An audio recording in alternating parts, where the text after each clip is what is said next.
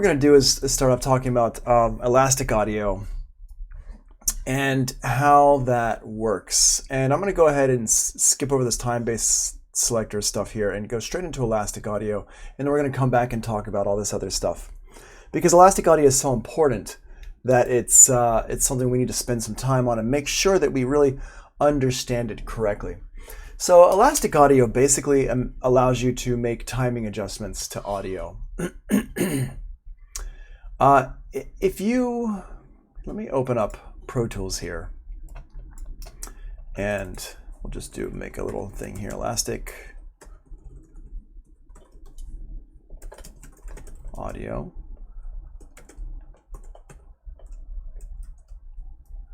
And my settings, file type wave, bit depth 24, 44.1 sample rates, last SIO settings, stereo mix, interleaved, yes, great. Okay, everything is good to go here. So I'm going to pull this up, and what I'm going to do is I'm actually going to load up something in Contact first, because I just want to show you how samplers work.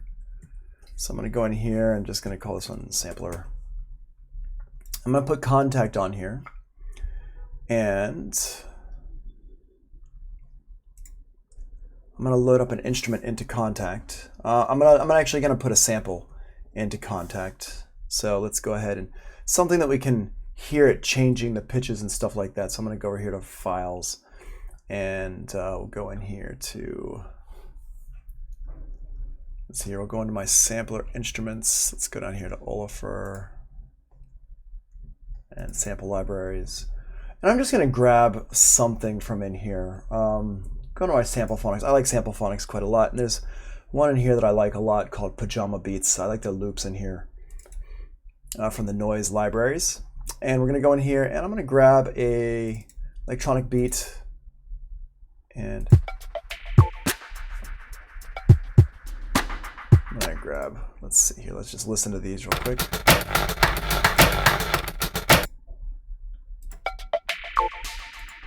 Let's see this one here. All right, we'll use this one here. I'm going to drag that over here, and I'm going to plug in my keyboard. I actually had unplugged my keyboard because I didn't think I'd be needing it today, but I decide that I want to use it here. There we go. Okay, so what I'm going to do here is I'm going to play this with my keyboard, and hopefully y'all can hear that okay. I'm going to turn that volume up just a little bit and make sure we're good there. Okay, we should be good. All right. So now what I'm going to do here is show you if I play this on a lower key on my keyboard, and you can see if I open this up, you can see which notes I'm hitting on my keyboard really easily. If we go in here to the mapping editor, and let's just take a look at my keyboard here. In here, see that little red dot there? That little red dot is showing you what note I'm hitting on my keyboard, and also which velocity. So if I play the sample and if I go up from here, so I'm playing this G, right? You can hear it gets higher in pitch and it also gets faster. If I go up here to the C, even higher and even faster. Let's go back to the original pitch. And I'll play it down a little bit to the G below.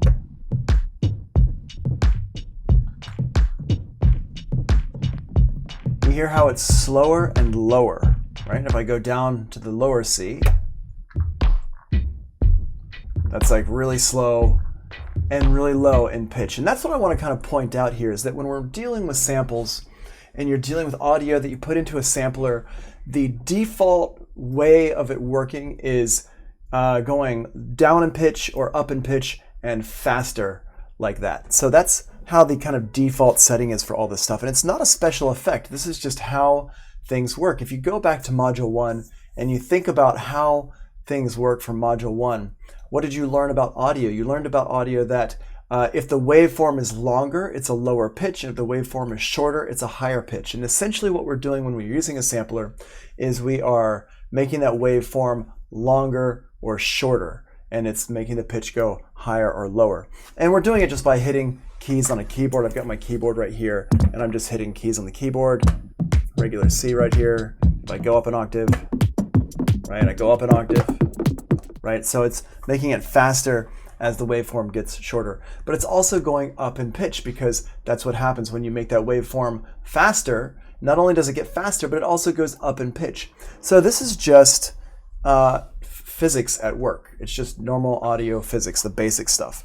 There's nothing really weird and wild about this. It does sound like a special effect, I know, but it is actually not a special effect. Okay. Just putting this over here on the side here.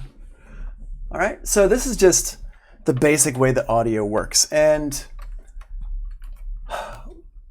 with DAWs, like Pro Tools, Ableton Live, Logic, they have a thing that they've had for about 20 years now, where it allows audio to kind of be disconnected from that. So we can break physics, essentially.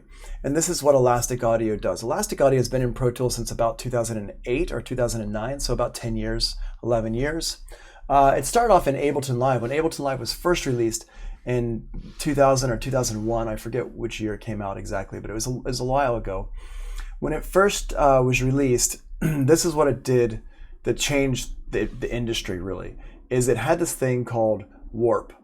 And warp basically allowed you to disconnect the pitch from the time and control them independently from each other. So if I take the same beat here, let's go over here to my sample libraries, and we'll go in here to Sample Phonics and Pajama Beats. Where are you? You're listed by. Let's go ahead and grab that same loop.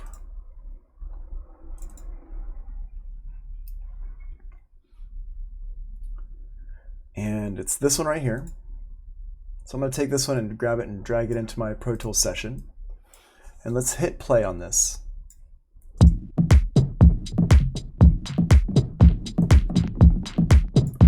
So now we can see this audio happening, right? We can see that audio happening. And I'm not sure why it didn't just loop. Why'd you not loop?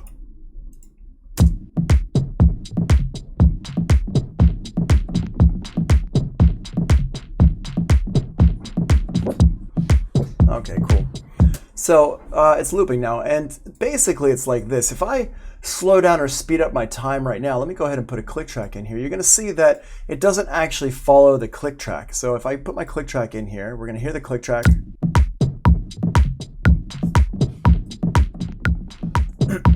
So you can hear that click track, and it's following the click track now. And if I play my sampler, I can play my sampler back, and it will sound the same as well. So if I hit play on this, and I can play. It's a little bit off because I just triggered it off, but I can trigger it on. Right? But if I play at a different pitch, it's completely off, right? Okay.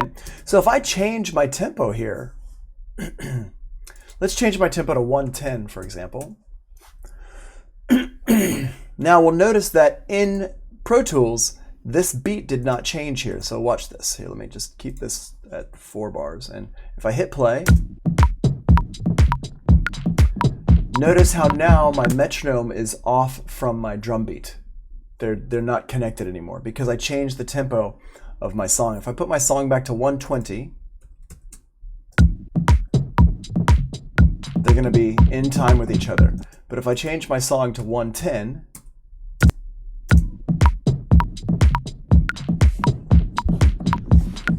they're no longer in time with each other. Okay. Now, if I wanted to make them in time using my sampler, using my keyboard and my sampler here, I could do it. I could find the pitch, the key on my keyboard, and hit play on this.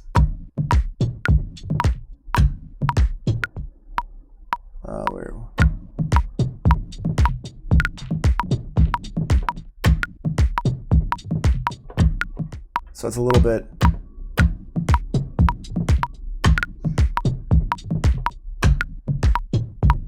That's too slow, right? That one's pretty close. So what we have to do is we have to wrestle with this a little bit. So we have to say, okay, let's slow this down a little bit here. Hit play on this.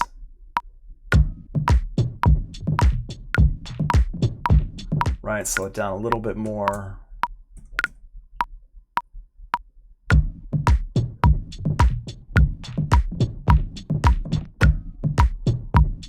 Right, and it's pretty close now.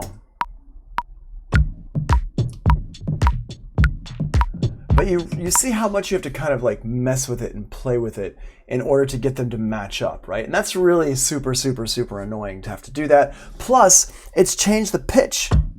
Like this is not the same pitch as this one. So if I'm working in a song and there's melodies and the key and everything, and that's important, if I find a loop that I like, I don't want to have to change the pitch to be able to use that loop. And that's what we'd have to do a long time ago. Back when I first started making music back in the 90s, using samplers and stuff, you always had to change the pitch or chop the samples up or something like that. You had to do a lot of trickery to get things to work right together. Well, nowadays, with Elastic Audio, we don't have to do that anymore. So I'm going to go ahead and put this back to 120. And just as an aside, I know this beat is 120 because the beat loop, the sample name has the numbers 120 in it. And that's how I know that it's at 120 BPM. And I'm going to go ahead and close the sampler here. And now, if I wanted to, what I can do is I can make a couple of changes here to this track so that the track will now follow my tempo. So whatever I change my tempo to, it's going to adjust my drum loop to follow that tempo. So let's just hear one more time at 120. Go ahead and play this. All right, so we got that there. 120 sounds good. Okay. What I'm going to do is I'm going to go over here to my track and put this into Elastic Audio mode. And since this is a rhythm that's pretty separated out, I'm going to change it into Rhythmic Mode here. And I'm going to change this Timebase selector here to ticks. Because it's an audio track, it defaults to samples. And I'm going to explain what this ticks and samples means in a little bit. We're going to come back to that. So now if I go in here and I hit play, it's not going to sound any different. Everything should sound exactly the same.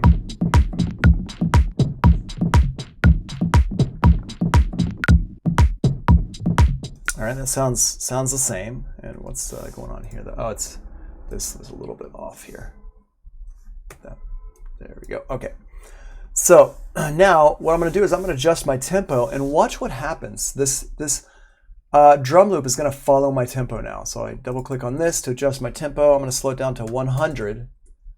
And now we can see that the drum loop has now stretched out along with my tempo, and it's got this little symbol here, this little logo right here, which stands, it's the Elastic Audio logo.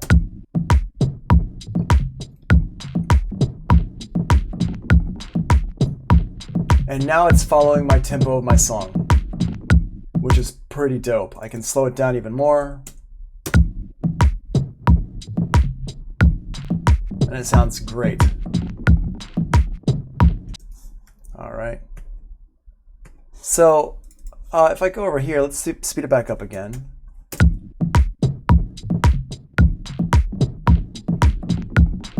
Try to speed it up even more. Back to its normal tempo. Okay. And now I'm going to speed up to 130 BPM. And you can hear that this tempo, the loop is following my tempo every time I make change. And I can just make a change in real time. And it does a pretty good job now of following my tempo. It's not perfect. With Ableton Live, it's actually perfect in following the tempo. With Pro Tools, it's pretty close. Logic, last time I used it was kind of far off.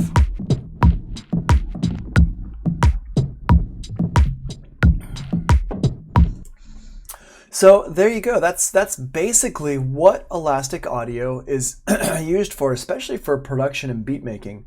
It's the ability to just be able to throw different loops in from different tempos and have them work together. So for example, if I go back, let's put this back at 110. And let's drag in a different loop. So I'm just going to go over here.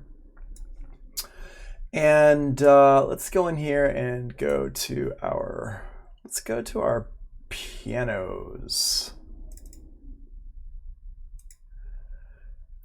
And we'll pull in this piano here that's at 82 BPMs and just pull this in like this. Boop. There we go. And we can see that this piano here it's not going to work right with this tempo here. So let's go ahead and just like check it out and let's just listen to what it sounds like just right now. Doesn't work. Right? Doesn't work at all. So what I'm going to do is I'm going to use my tools and my tracks in Pro Tools to change this. So I'm going to change the piano into elastic audio mode. I'm going to put this in polyphonic because it's a piano and it's polyphonic. And I'm going to go ahead and change this here to ticks again. And I'm going to go over here to the end and I'm going to go ahead and smush this in. So what I'm going to use is I'm going to use a tool, and again, we're going to talk about all this stuff in details here in a little bit. I just wanted to show you kind of the overview of everything we're going to be learning today. So what I'm going to do is I'm going to change my trim mode. So if I just use a normal trim, it doesn't change anything. It's still,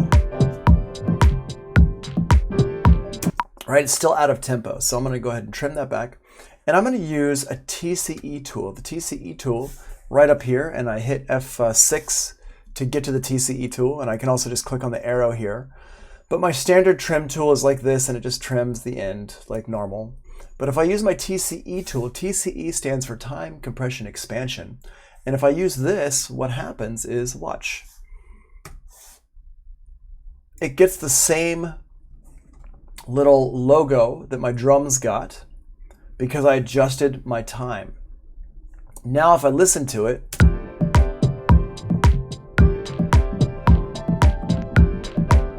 it works perfectly.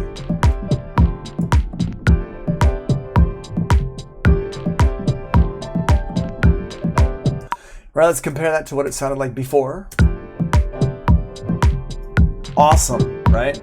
Super, super cool. So I'm just gonna drag that back like this. And this is essentially what elastic audio allows you to do. It allows you to take different loops and play them at different speeds together so they all match up. Now, the other thing it allows us to do is it allows us to adjust the pitch of loops. So I can go in here and I can right click and I go to elastic properties down here. And in here, I can say, I want to adjust my pitch. So I'm going to go in here and I'm going to say, all right, let's adjust that pitch by 7 semitones, which is a perfect fifth, and hit enter. Now when I hit play,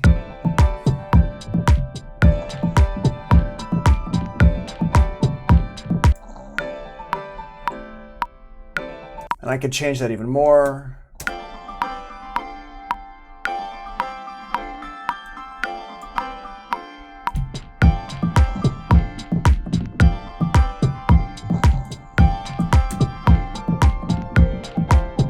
So I can adjust it to whatever. I could also adjust it down if I go -5.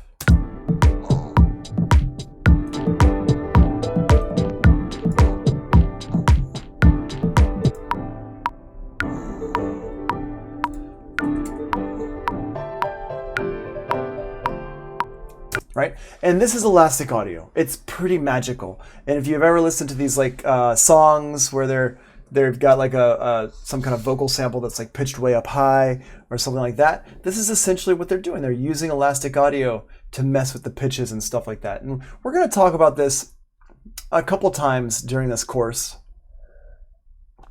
The first time is today. Then we're going to talk about it again during Ableton Live, where it's called warping. It's the same principle, it's just a different name. And then we're going to talk about it again when we're talking about sampling, and I'm going to show it to you in Contact and some other stuff. In Contact, it's, what do they call it in Contact? Off the top of my head, I forget. It's where you go in here and you turn on this, they call it Time Machine Pro. That's what they call it in Contact. It's all essentially the same thing though. In Pro Tools, it's elastic audio. In Contact, it's Time Machine Pro. In Ableton Live, it's called Warp. But it's all the same thing. Basically, you're disconnecting the pitch from the time of the sample, and you're able to manipulate them independently from one another. And it's pretty awesome that we can do that now.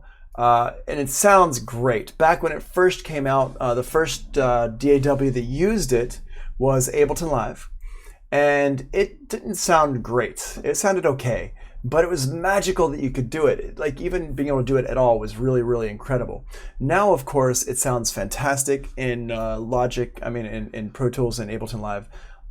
They sound really, really good. In Logic, it's called Flex, and it's okay. In Logic, it's probably the least of good sounding ones. It's still pretty good, but if you really want to get deep into this kind of stuff, you really want to use Pro Tools or Ableton Live, or if you're using samplers and stuff, Contact sounds fantastic as well. So that's what's going on here. That is Elastic Audio in a nutshell, and that's what we're going to kind of get to eventually. So I just wanted to show you like an overview of Elastic Audio before we really dive into what's going on kind of behind the scenes with all this stuff, okay?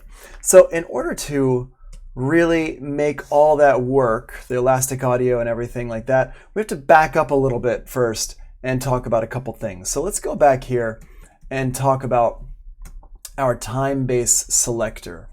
So the Timebase selector is samples and ticks, and it's on each track right over here, right here, samples, and here, let's put this on to samples and ticks. So you click on it right down here. Every single track has it, and whenever you make a new track, it actually asks you, how do you want to make that use that Timebase selector? So let's go ahead and make a couple of tracks here. I'm going to make a stereo audio track, and I'm also going to make a instrument track here. And what I want to show you here is they're both stereo tracks. This one is an audio track, this one's an instrument track, but this one defaults to samples right here, and this one defaults to ticks. And you can see here, if I mouse over and just leave my mouse there, it says track Timebase.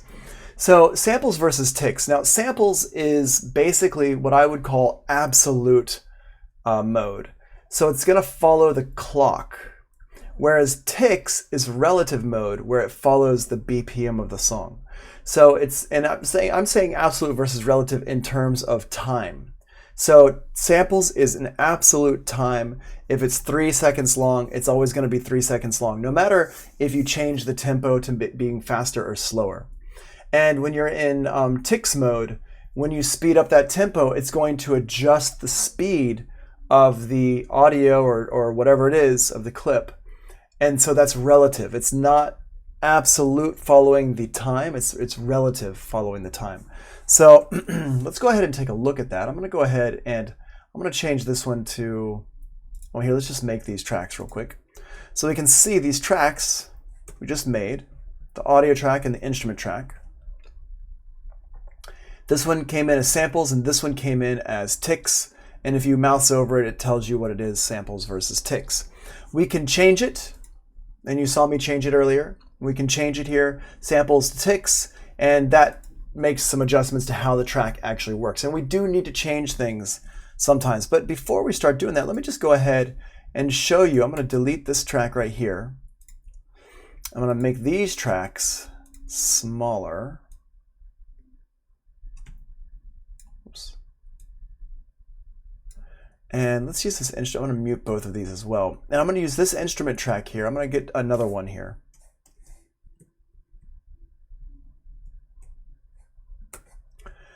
And I'll call this one drum beat 1, and this one here is going to be drum beat 2. And I'm going to put the same samples on both of these. Let's use battery.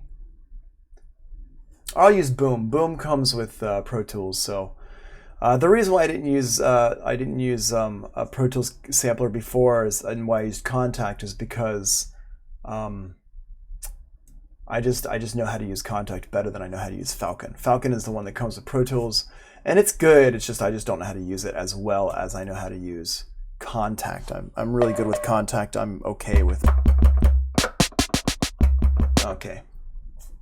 Falcon. I'm not great with it. All right, so what I'm going to do here is I've got my click track on, and let's slow this down. slow it down to 85 or so. And, oh, hold on a second. And you saw one of them moved and one of them didn't move is because they weren't both in ticks.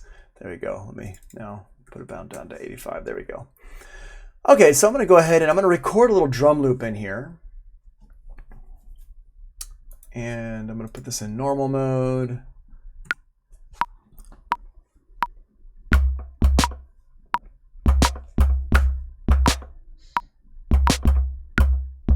Cool, that's enough there.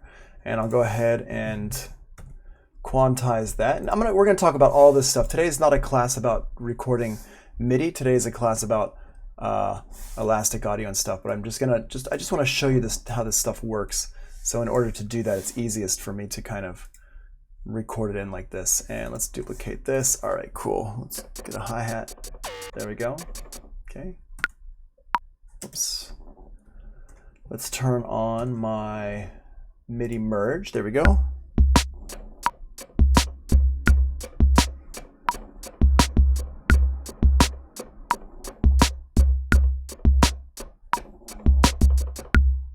Cool. We got that there. Quantize that as well. Boom. All right. So I'm going to take that and copy it over. Now I'm going to put both of these on both these tracks like this. So I've got this one here that does this, and they both are doing the same thing. So I got drum beat 1, and sorry, drum beat 2 and drum beat 1. You can hear they both sound exactly the same. And I've got my click up here still clicking away. Now what I'm going to do is I'm going to change the tempo. And right now, both of these are set to the same time base. They're set to ticks. So what that means is that when I change my tempo, these are also going to change with it. So if I go ahead and change my tempo here, sorry, my dog is snoring. Now,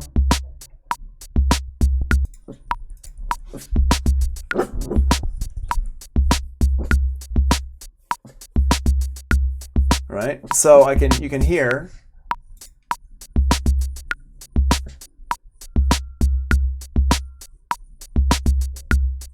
Right? So they both are changing like that. And basically, they both followed my tempo. So I'm going to go ahead and put my tempo back to 85.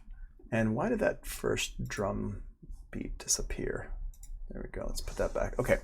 So what I'm going to do now is I'm going to change my tempo back to 85. And this is what it sounds like at 85, just to remind ourselves. Cool. All right.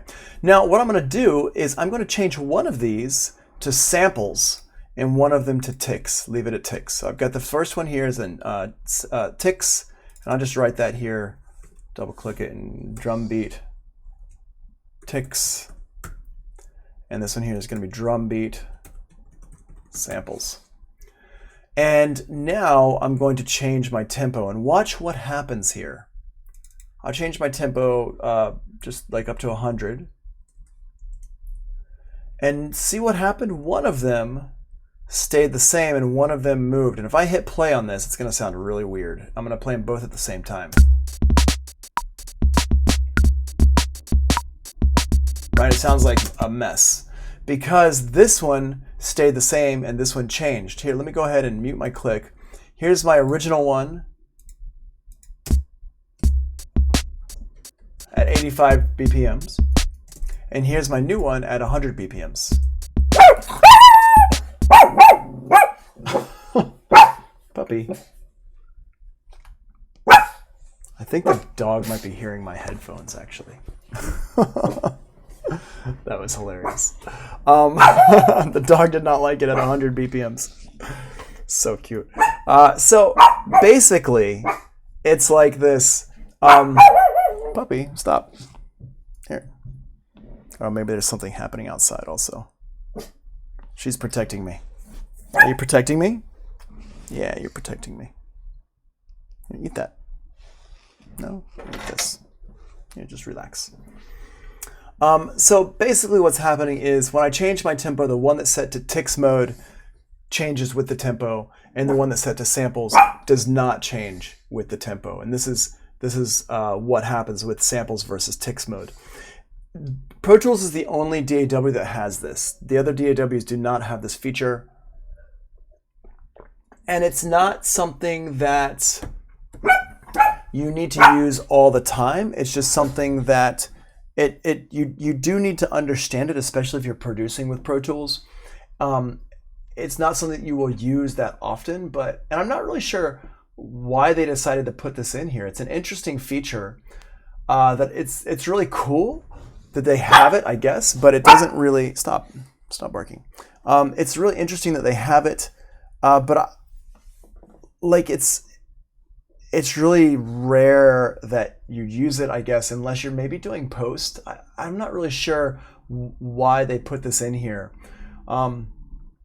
I just know that one day it was in here and it was like, oh, okay, cool. But I don't do, like I said before, I don't really do post-production stuff. I don't do film and TV post. So it might be something for that. I'm not really sure. If somebody knows, please let me know if you've seen it in the real world being used. I use it for if I've got like different samples and stuff like that. For example, if I've got like layers of dialogue or something in a song, and I want the overall tempo of the song to change, but I don't want to affect the tempo of the sample or some audio or something. Or like, let's say you've got some sounds of like rain and thunder in there, and you don't want those to change the tempo. Something like that, is how I have used it in the past. But it's really rare that I use this feature to separate things out like this. Usually what you're going to do is you're going to have everything just be in Tce mode. If you're producing with Pro Tools, everything's just going to live in Tce mode. And there's actually a preference in here. If we go to our preferences and we go to, I can never remember where this preference is. Let's see, editing. Yes, here we go. Under editing, tracks, new tracks default to tick Timebase. If you're producing in Pro Tools, I highly recommend just checking this box here. So every track comes in as ticks Timebase. So like when I was using Pro Tools heavily every single day, producing with Pro Tools, this was not an option. There was no such thing as ticks or samples. But if I was producing with Pro Tools today, I would definitely turn this on here, this ticks Timebase thing. I keep it off because mostly I'm using Pro Tools to teach, and so I don't want to change what the default is. But I highly recommend if you are producing in Pro Tools and you're making music with Pro Tools, that you turn on this tracks default to tick Timebase, because you really want all of your tracks to follow your tempo if you're producing in Pro Tools, all right? So, and we're going to talk about another feature in here a little bit later. Let me go ahead and just turn that on for now. And we're going to talk about something else later. Actually, I'll keep it off. Another setting that you want to have if you are producing in Pro Tools once we start digging in deeper into the Elastic Audio thing. So here we go. There's this. Let me put this back to 85. And so you can see how these both line up again because I just put them back to 85. So I'm going to go ahead and delete the second one here. We don't need that one because now I'm going to be talking about these samples here that I've got up here. And I'm just going to call this a drum beat. Okay. Cool. Now this lines up with my sample that I dropped in earlier.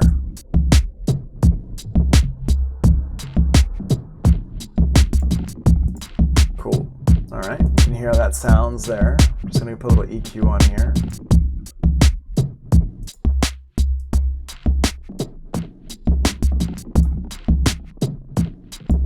Okay, cool. So we got that there, and I'll bring my piano in here. Now, because everything is on Tce mode, if I change my tempo back to 100, you can hear it's going to all get faster together.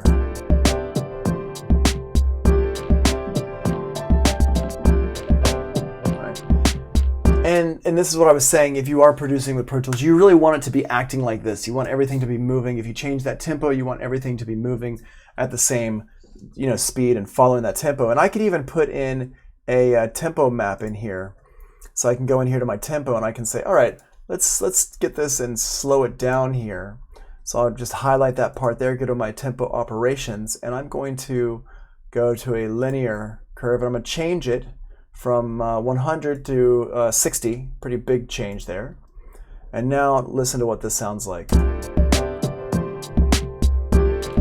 So it's the normal tempo right here, and it's going to slow down right here. And back to its original tempo.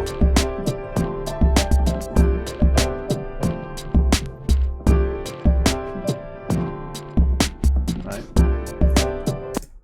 So you can hear how that works right there. And we can hear it's all slowing down and speeding up all together. And once again, that's because everything is in Tce's Timebase. And that's really the best way that I know how to describe this is with the Timebase selector, Tce versus samples. And I have some drawings in here in the notes.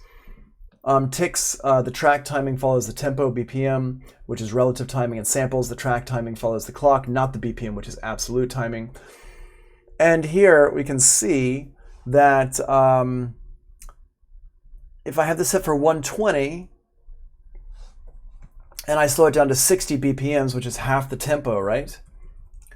The blue one, which is samples mode here, seconds is 2 seconds, 8 seconds, and this one here stays at 2 seconds and 8 seconds, and the other one slows everything down to 4 seconds, 16 seconds. So it's, you know, I don't know which way is best for you, like showing it to you in Pro Tools or showing it to you like this, drawn out like this, but you can kind of take a look at it and kind of decide for yourself how it's going to fit into your brain the best way.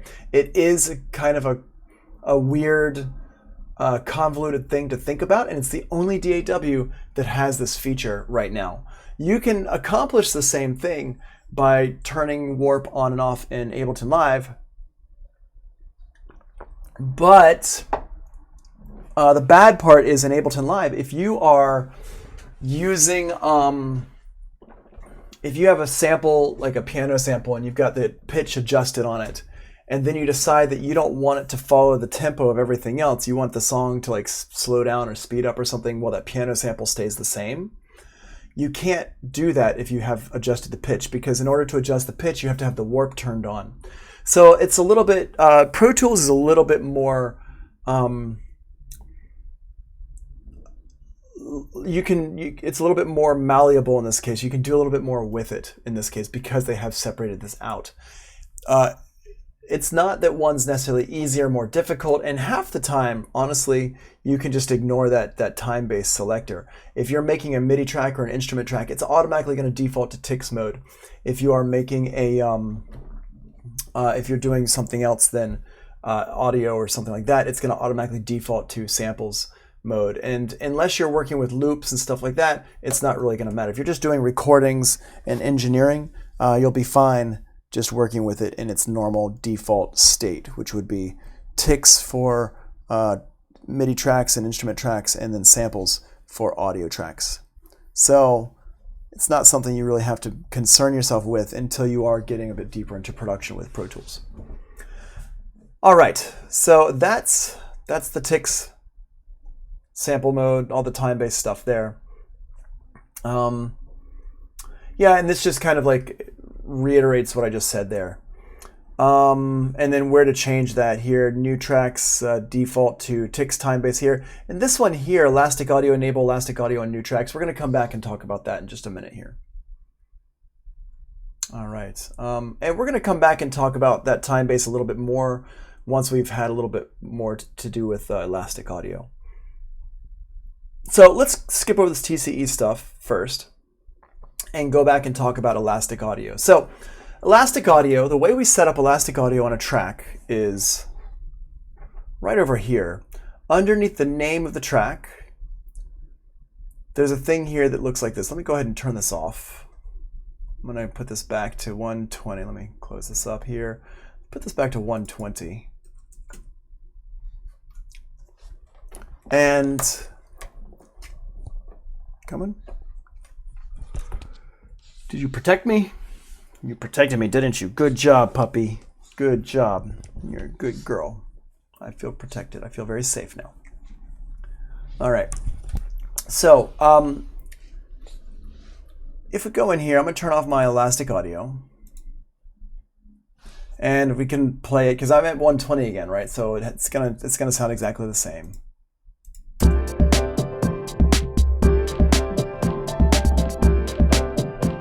All right, great. And here's where the Elastic Audio is. In Elastic Audio and Pro Tools, they call it a plugin, Elastic Audio plugin, which is interesting. I had never thought about that before. Using Ableton Live, it's just connected to the clip, and it's not really a plugin. It's just on the clip is either in Elastic Audio or Warp mode or not. Warp is turned on or it's not turned on. Whereas with Pro Tools, they consider it like a plugin for the whole track. So basically, a couple takeaways from this is you insert it onto the track in the beginning, and it affects every audio that's on that track. Any kind of audio that's on that track gets affected by it. So if I click on this over here, I go here and I can choose from different Elastic Audio plugins. So I've got Polyphonic, Rhythmic, Monophonic, and Varispeed. And then there's Xform down here, which is rendered only, which is not real time. So these here are all real time. This one here is not real time. So let's go ahead and take a look at this and what these are good for. So polyphonic is, poly means many, phonic means sound. So polyphonic means many sounds. And basically, polyphonic mode is really good for anything that's got a lot of chords in it, anything that's got overlapping notes, anything that's got drums mixed with musical instruments. So basically full songs. I use polyphonic for pretty much everything that I'm unsure of. If you're not sure about what you should be using, then it's a good one to kind of fall back to is polyphonic, and that's in this case it's full songs. I also use it for vocals. I use it for piano parts. I use it for all sorts of stuff. Like I said, if you're unsure, just use polyphonic. It sounds really good. The downside of polyphonic is that it does take up more of your processor power. Because one thing you've got to remember, keep in mind, is that all these things, they're using up your CPU, your processor power. The more you use Elastic Audio, the more heavy it is on your computer. And polyphonic is the heaviest of all of the different Elastic Audio modes. So just be aware of that. But that's what it's good for here is full songs. Rhythmic mode is good for drums, rhythmic instruments, detached melodic instruments, basically things that do not overlap. So for example, you could have drums that has like a lot of parts that overlap in it, like cymbals and hi-hats and things like that. Anything that's like psh, something, a long instrument, but there's still like a beat going on, doon doon cat, doon doon cat, something like that. That's not really going to fall into the rhythmic category, although it is rhythmic. And when I started to understand that these were just names for stylistic parameters of your music, I really started to be able to use the different Elastic Audio modes more correctly and more quickly. And so they call it rhythmic, but really what they should call it is detached. Polyphonic is a good name for it, but rhythmic is not the best name for it because it implies that anything that's got a rhythm would work fine, and that's not the case. Really, it's like anything that's not connected, anything that's detached, it works great for anything that's detached audio. So, of course, that does work with drums, and when in doubt, if it's a drum line, use rhythmic and just see what it sounds like if you're going for a natural sound. But you can use other stuff that's not drums. And then you've got monophonic, which is solo or non-chordal instruments. Monophonic is good. It doesn't sound great. I'm not a huge fan of it, so I don't really use it that much, even for solo instruments or non-chord instruments like a bass line or a vocal or something like that. I really don't use monophonic that much. I tend to use polyphonic for that stuff as well. And then Varispeed is like our record player or our sampler. Remember earlier today when we played the samples up higher and it went faster and it played it up, the pitch up, or we played it lower and it went slower and the pitch came down? Well, that's what Varispeed does. Varispeed is like a record player. If you make it go faster, the pitch is going to go higher. If you make it go slower, the pitch is going to go lower. So if we go ahead and hit, let's solo this out real quick on the piano part here. I'm going to pull this piano part back to its original tempo. You can see it's in polyphonic mode, and the piano part is at 82 BPMs. So I'm going to go ahead and put this to 82 BPMs.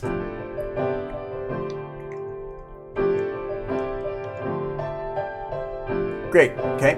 So now what we're going to do is we're going to change this to vary speed, and I'm going to go ahead and pitch it up a little bit. So here's, listen to it, its original state first. Now I'm going to set it to 100.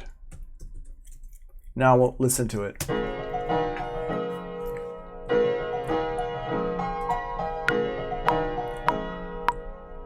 Okay, and it's the right tempo, but now it's the wrong pitch. And that's what vary speed does. Vary speed reconnects the pitch to the tempo, so it'll follow your tempo of your song, but it's also going to change the pitch of things. So let's go ahead. I'm going to put this back to 120. Oops, not like that. Put this back to 120. And I'm going to go ahead and change this one here to be vary speed as well on my drums. And let's go ahead and listen to how this changes when I move things around. So I'm going to slow this down to, first of all, let's listen to it at 120.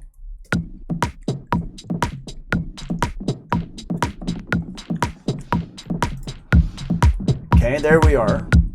Now let's go ahead and slow this down to 100 or so.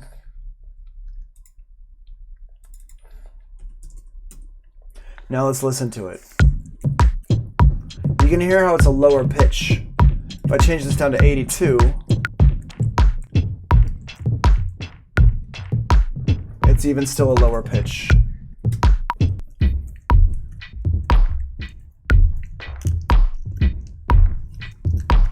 Right? So having that vary speed there changes the pitch. Let's go ahead and put this into rhythmic. And now you can hear it's back to its original pitch. Same tempo. But now we can hear more like artifacts in the sound.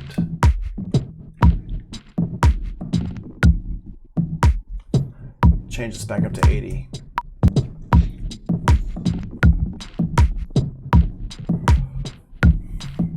Okay, so that's really the big difference there with vary speed as opposed to the other ones, is vary speed actually does change the pitch. So that's that there. Let's go ahead and go over here.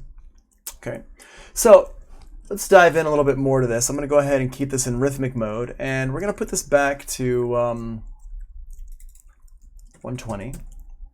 And so far we've just been dealing with big kind of overview of things like the basics of elastic audio. And this is what it's, one of the things it's really useful for, is it allows us to bring in different tempos into our song, and also different pitches too. You could actually bring in different instruments and different pitches and align the pitches with each other. But let's dive a little bit deeper into elastic audio and get into some of the kind of inner workings of elastic audio, because it's not just about these big broad strokes of loops and tempos. We can also adjust our rhythms of things. So in order to show you that, actually let's change this to 82. Let's go back to the original tempo of the piano. Let's listen to this piano. I'm going to mute this one here. We're going to have this drum, which I'm just going to have my click track on.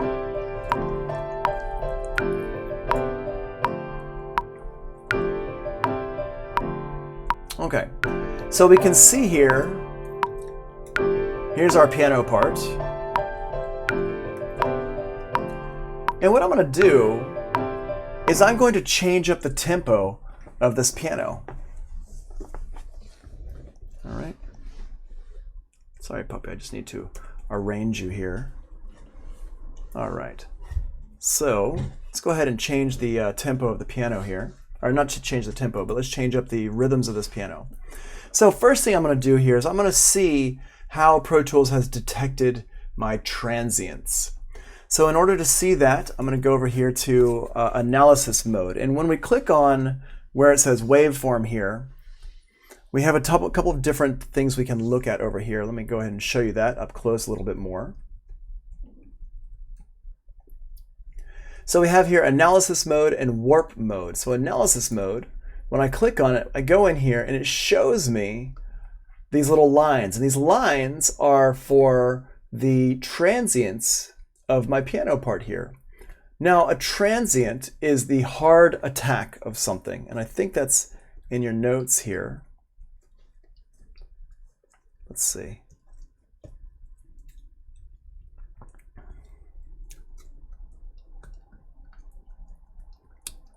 Okay, so the word transient is not in here, but this is what the transients kind of represent. If we have like, if we're in rhythmic mode here and we're looking at this and this is like drum beats here, the transients would be these little red lines here. These transients here represent where the attack of each drum beat is. If we go down here and look at the piano part, we can see it's putting a transient on the start part of each note.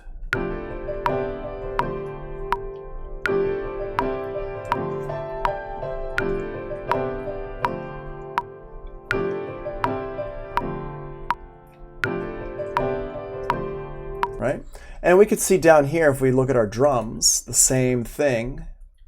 Put this into transient analysis mode, and we can see here's our transient, this little line here for each drum hit. Go ahead and solo this out.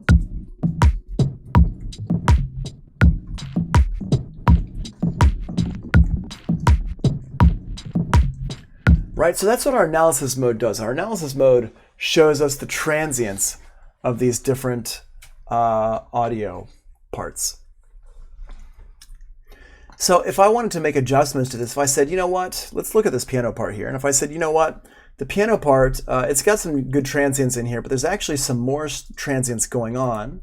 Let's listen to this real quick and make this bigger. Okay. If I go ahead and put my 16th notes in, I actually have, we can hear there's actually piano notes in here, and we can see kind of right in here that there's a piano part, there's like a piano note kind of missing here. And we can see that, so I can actually double click to add a transient or to remove a transient. Let me put this in slip mode. I can double click anywhere I want and it will allow me to put a transient in there. And I can move that transient around. So I can go ahead and I can say, you know, look, Pro Tools, here's a note right here. And you have to do that like kind of on the bottom down here. But here's a note right here, and if I listen to it, if I hit play, yeah, we can see that that's kind of what's going on there. We can hear what's going on. We can't really see it in here because it's just, those notes are so quiet. But I'm going to put them in here. Okay. Okay. We can see here's this one here. And I'm going to move this over. I'm going to put another one right here.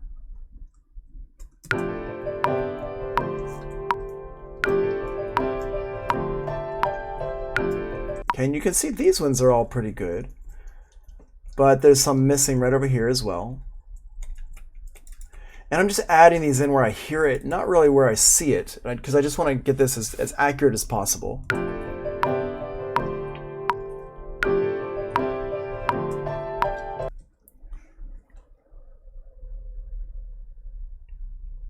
Cool, right here, I think.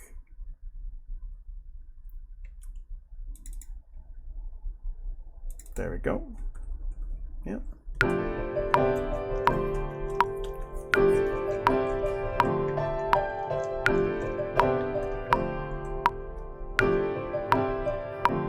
Cool, and then we're missing, they've got one extra one right in here.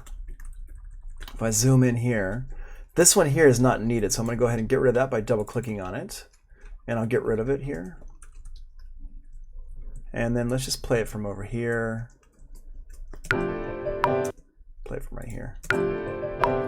Yeah, put them in right here, the extra ones. I'm going to move this one over a little bit, and you can see that this does actually take some work. But if it's something that's important to you, then you'll put that extra work into it.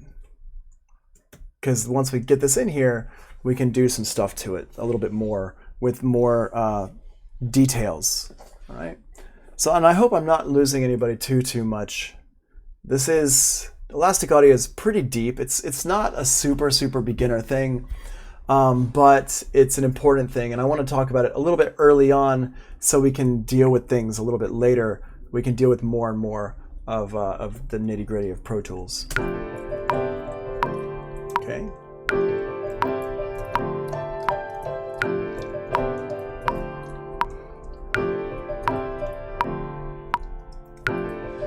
Great.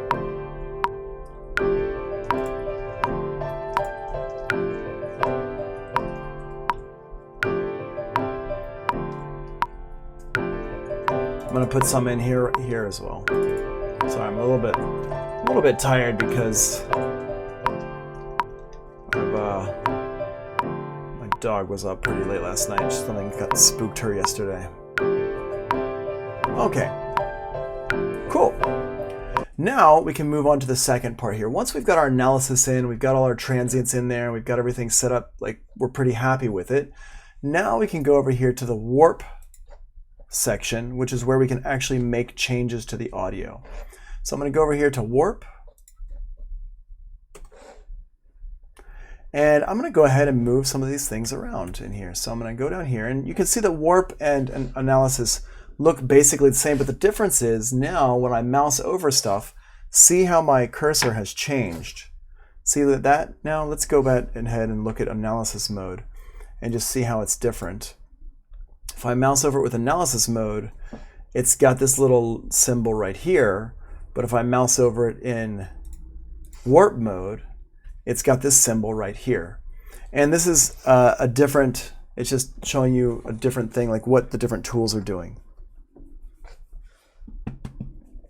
Okay, so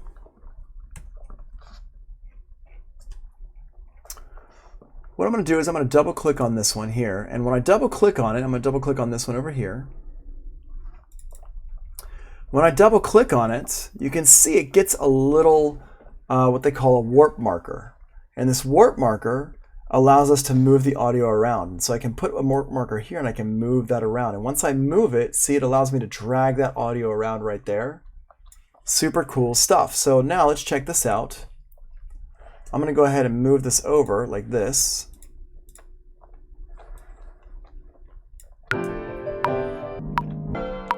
Whoops, we don't want it to be in very speed. There we go. Yeah.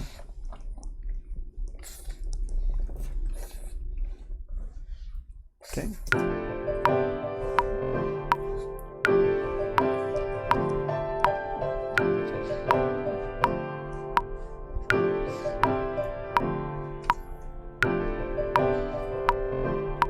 You can hear it's a little bit too far. I moved it a little bit too far, so I'm going to move it back a little bit here. And we'll move some of these other ones over as well. And I'm just going to move these around here like this and just kind of keep it in, you know, close to the tempo, but, you know, a little bit different. And I'm just clicking on these and I can drag them around. Once I've clicked on them, I can drag them around here like this. So now,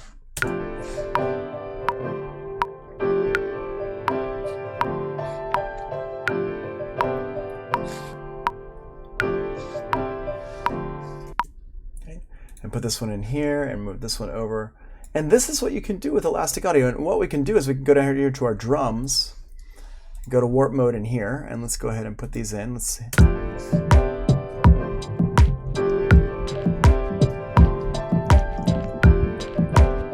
Put that back.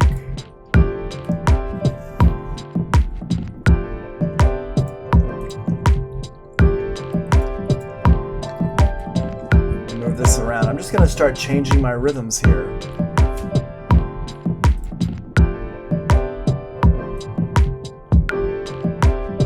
You can hear how weird it starts to get.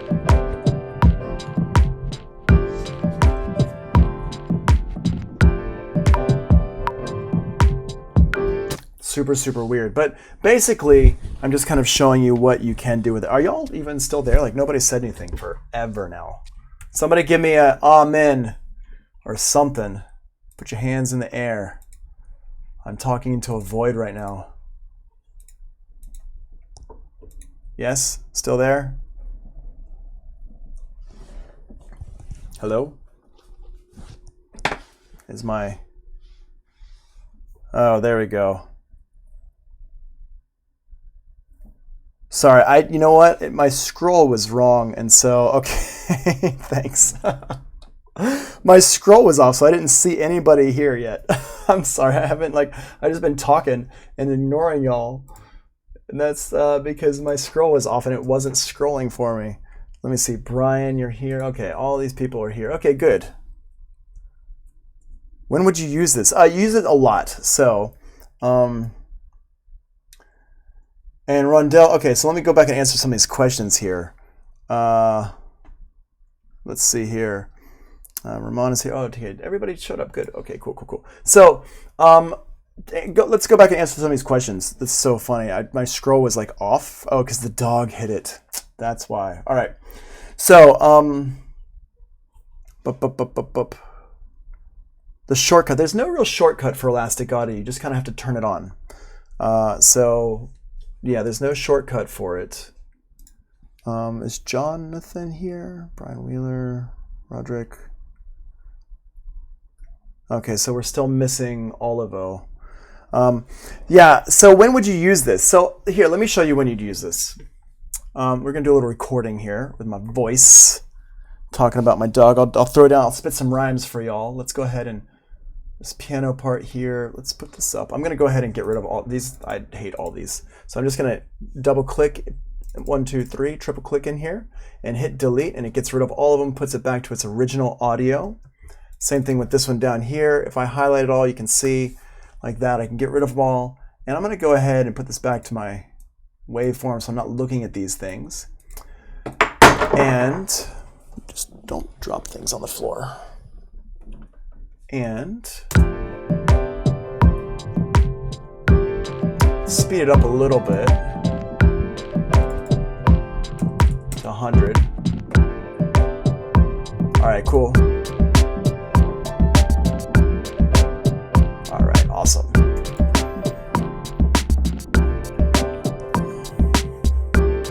Cool.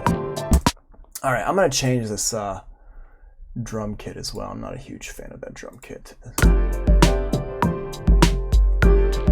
Cool. Let's make that drum kit sound a little bit better.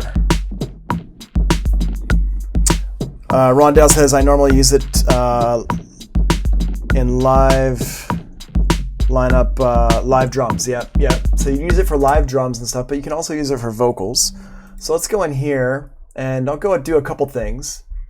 First of all, I'm going to go in here and we're going to, I always do this in Ableton Live. I don't really mix in Pro Tools anymore, but let's use, let's see here. Let's use some Sound Toys. Let's use Decapitator from Sound Toys.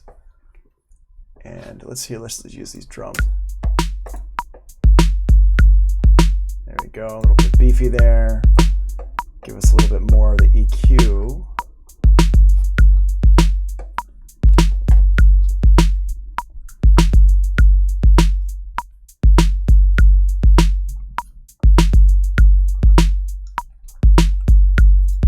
Uses 4K channel strip. That's an old one. Hold on. Let's use the actual SSL. There we go. Use this legacy one here. And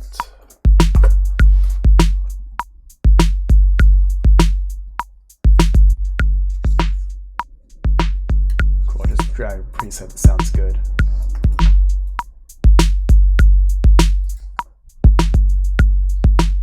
Kind of like that, except it's clipping a little bit. Let's get the gain down. Cool. All right, so we got that there.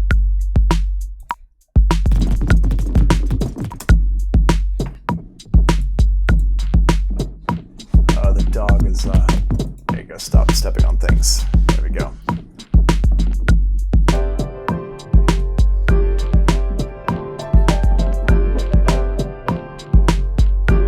Okay, cool. So we got this little loop going on here, and let's throw some vocals on it.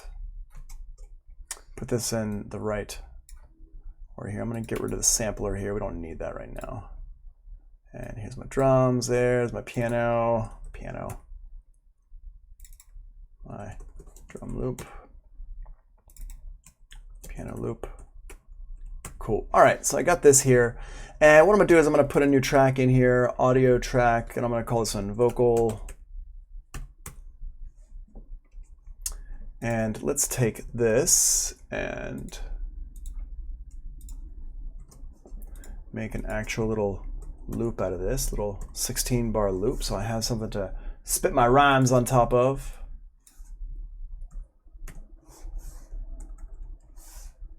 There we go.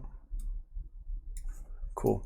Get my vocal in here. Check, check, check. 1, 2. Check, check, check. Yeah, cool. All right, cool. So we'll talk about Luna here. There we go. Luna went to the park. She went to the doggy park. She loves going to the park. She goes to the park every day. Luna went to the park. She loves the doggy park. Yeah, every day she goes to the park and she runs around with the other dogs. What?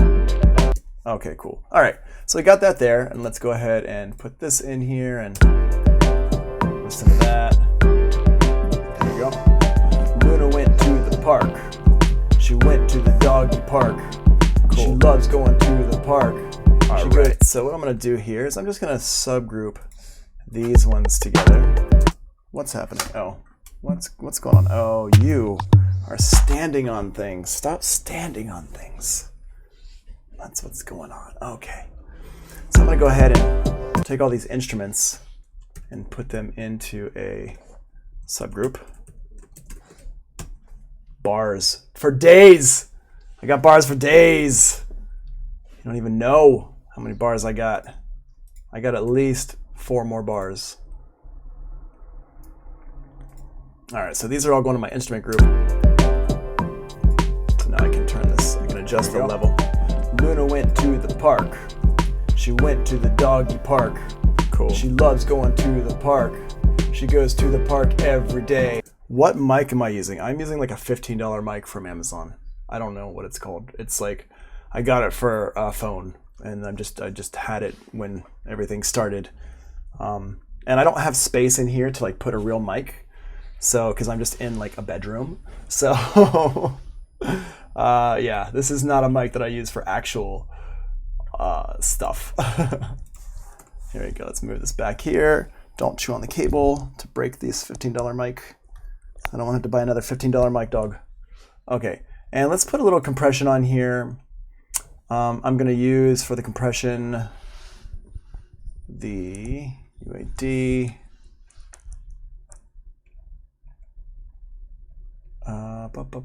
Where are you?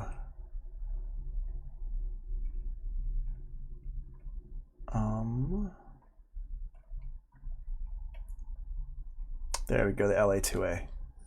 So let's use the LA2A Legacy. It's fine. Don't chew on that, dude. Stop it. Luna went to the park. She went to the doggy park.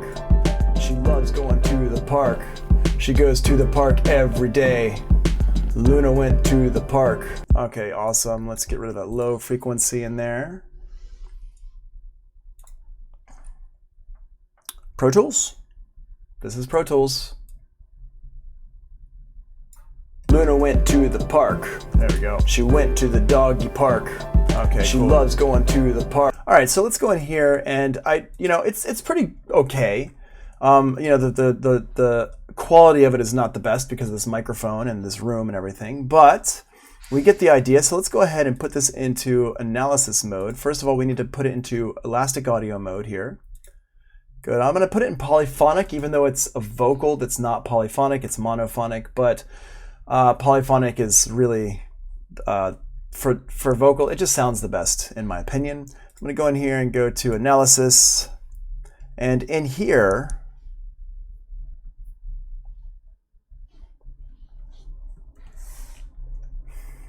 we've got a whole bunch of these in here. So what I'm going to do is I'm going to right click on it and go to elastic prop. Oops, hey, not that.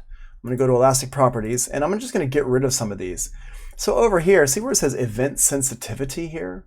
So I can use that. I can just turn that down, click and drag it down, and it kind of gets rid of a whole bunch of these ones in here because I don't need them all. And this is something that I really wish Ableton Live would do. They haven't done it yet. And then what I can do is I can go ahead and put a few more back in there because I definitely want some extra ones in there. I can see it took out a few too many, but it's a good place to start. So what I'm going to do is I'm going to go through, I'm going to deselect everything. I'm going to go through, I'm going to hold down Option and click on some of these, and I'm going to add in some other ones in here. I'm just going to do it from pretty far away, just kind of eyeballing things in here, and maybe put this one there, and just get rid of some of these because I don't need all of them. There we go. Sweet. And I'm just adding these in because this will help me out in a little bit. It is important to kind of go through and do this step because it will help you out later. So what I've done is I've just gone through and I've just said, okay, cool, this is where my transient markers should go. I probably don't need one right there. And again, it's not like you don't need all these in here. Like some of them, work better than others, but we'll see a little bit more once we get into our warp area. And so I've done this, and I don't have like a million lines in there because I went ahead and turned down the sensitivity. I'm going to go ahead and close that out. And now I'm going to go to warp, and let's just see how things line up. So let's listen to this. And we can see that some of these are off here. And with a vocal part like this, it's not really going to be a good idea to quantize it like you could with drums. Like you can totally quantize with drums. But for this, we're just going to like watch it happen and then make adjustments as needed. Luna went to the park. She went to the doggy park. She loves going to the park. She goes to the park every day. Luna went to the park. She loves the doggy park. Okay, so here we want to move these around a little bit. Let's go ahead and start back here. She loves the doggy park. Yeah, every day she goes to the park and she runs around with the other dogs. What? Okay, so in here, Complex Pro Tool is nice on vocals. Yeah, Complex is good. Complex Pro is very good on vocals. That's what I mostly use it for in Ableton Live. All right, so in order to move some of these around, so let's just move these around right here. So what I'm going to do is we need to lock this into place. And this is like a pretty, this is like a little bit hard to wrap your head around. But really what you got to think about is this audio is like a rubber band. And this is the same for if you're using Pro Tools, Logic, Ableton Live. The concepts are all exactly the same. So this audio is like a rubber band. And what I want to do is I want to say, okay, all this audio is fine except for this one part. I want to move this one part around. So let's just go ahead and put this here. Luna went to the park where she loves the doggy park. Yeah.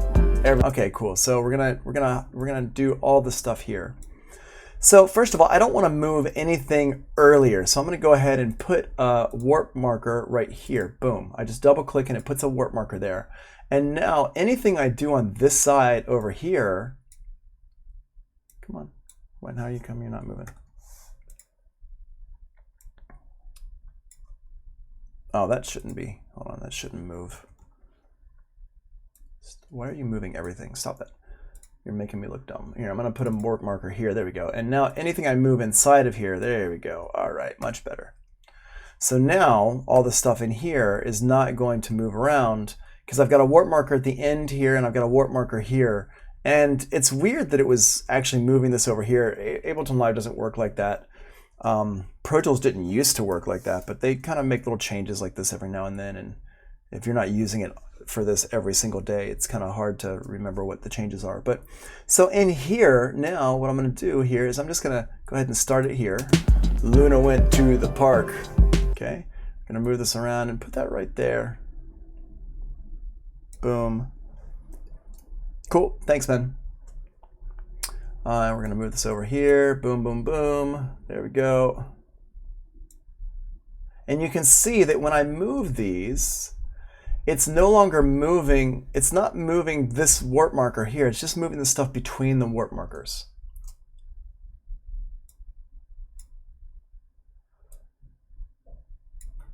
Okay, go in here, boom, like that.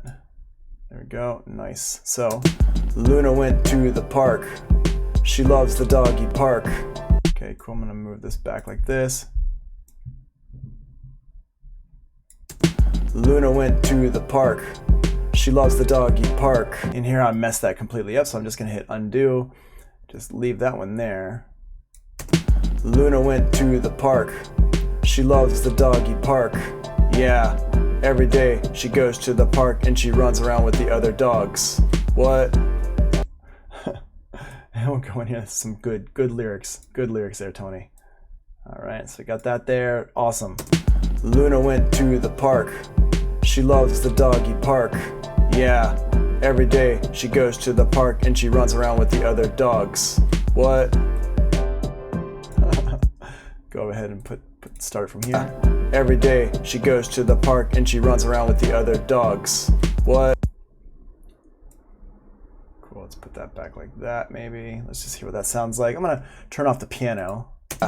Every day she goes to the park and she runs around with the other dogs. Okay, let's put that back like this, maybe in the middle here. Every day she goes to the park and she runs around with the other dogs. What? Cool. Yeah. To the park and she runs around with the other dogs. What? Okay, and then you just spend some time kind of messing around with this stuff and just playing. To the park and she runs around with the other dogs. Dogs. What? Okay. She goes to the park and she runs around with the other dogs. What? Cool. And you can hear just as I make little changes here. She goes to the park and she runs around with the other dogs. What? Nice. And then we can go back and go over here and just see what's going on over here. Luna went to the park. She went to the doggy park. She loves going to the park. Cool. So I'm going to change a few of these in here as well. So if I want to lock something, I just double click with the hand tool there and it locks it in. And I'm just going to go ahead and lock this in over here and just see. Luna went to the park. She went to the doggy park. Okay, so here she went to the doggy park. Maybe pull this over a little bit like that. Luna went to the park. She went to the doggy park. Okay, and I'm going to leave this one here. I'm going to move this one back like that a little bit, but I'm going to leave this one here. Luna went to the park. She went to the doggy park. Hear how that lines it up more on the beat? Let's just undo that so you can hear the change that I made. Put that doggy park right there. Luna went to the park.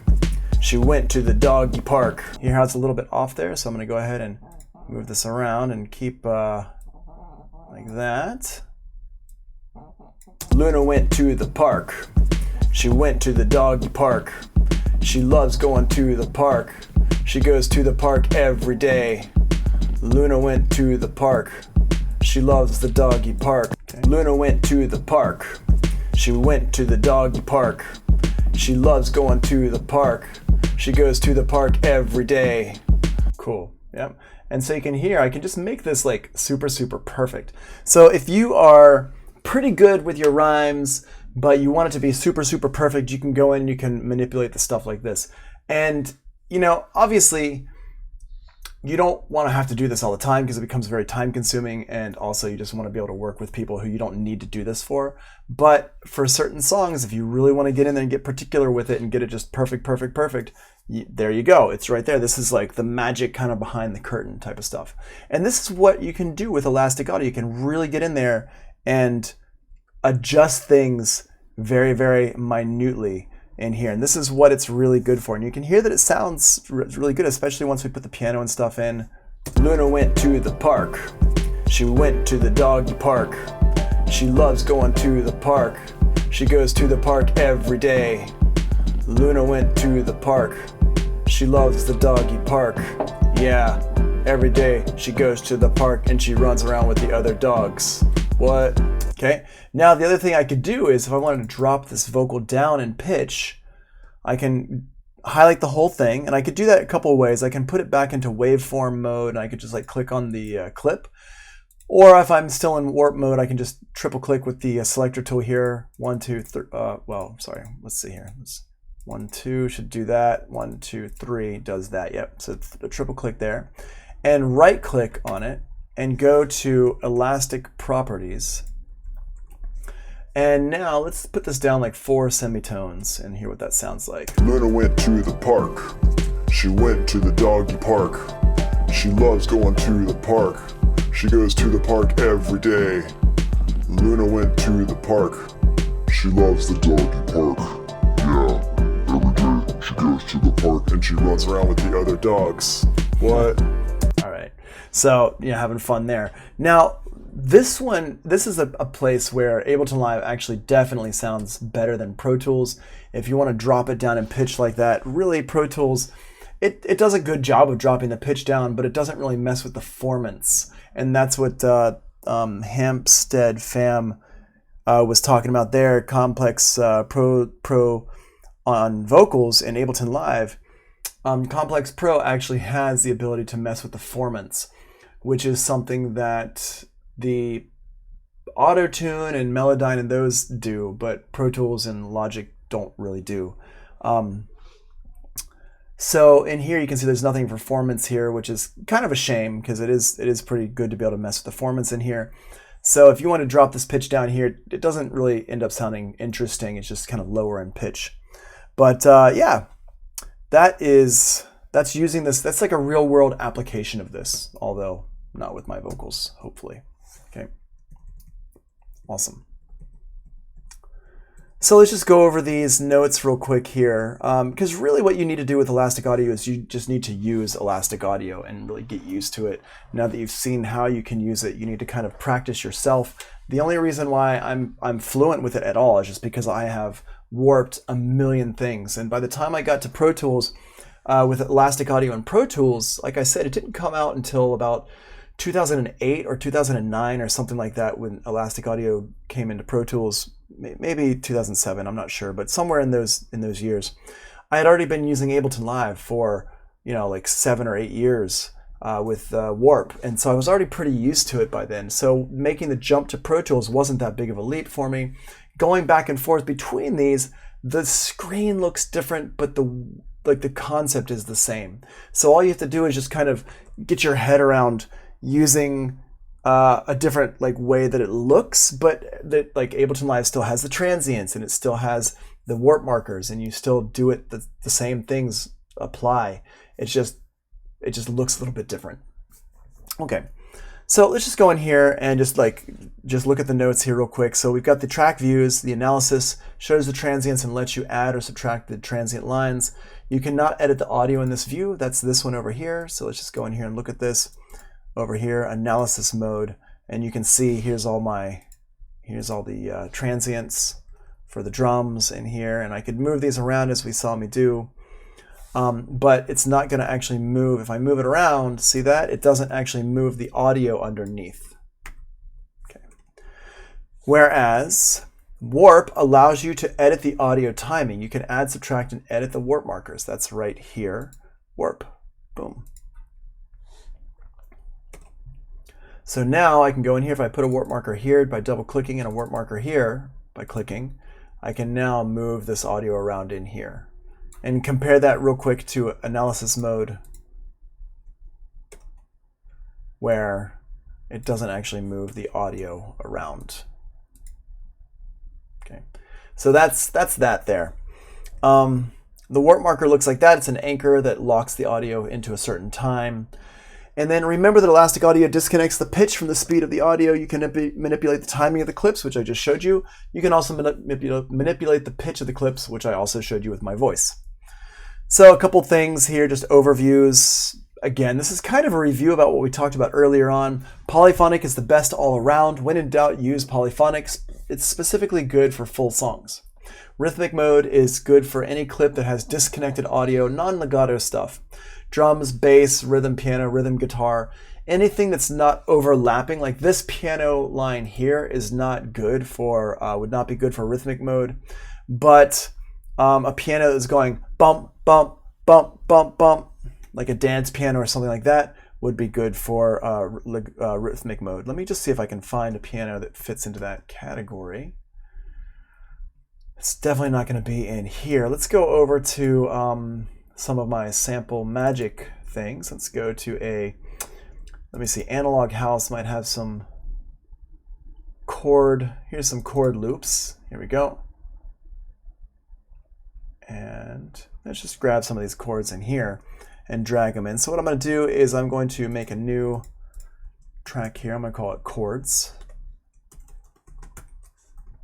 Put it into shuffle mode and drag this in to the beginning. Boop. There we go. That is not, hold on, let's see, that's not what I was looking for.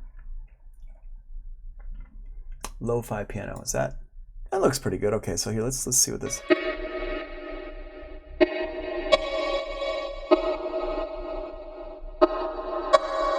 Wow, that's, see how it's got like that long tail on things? That's definitely not. Oh, here we go. Radio chords. Let's see what that sounds like. No. Okay, this is not. Hold on. This is not the dance piano I was looking for.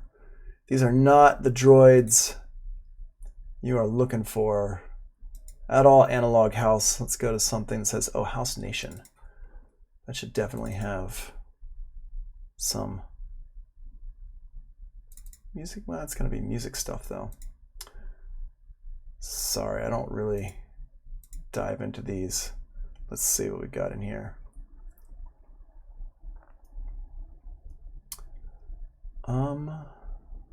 Future House? Eh. Okay, here, we'll go in here and grab a bass loop. This will have some stuff in it. Basstastic. Yeah, here we go. We can use this one.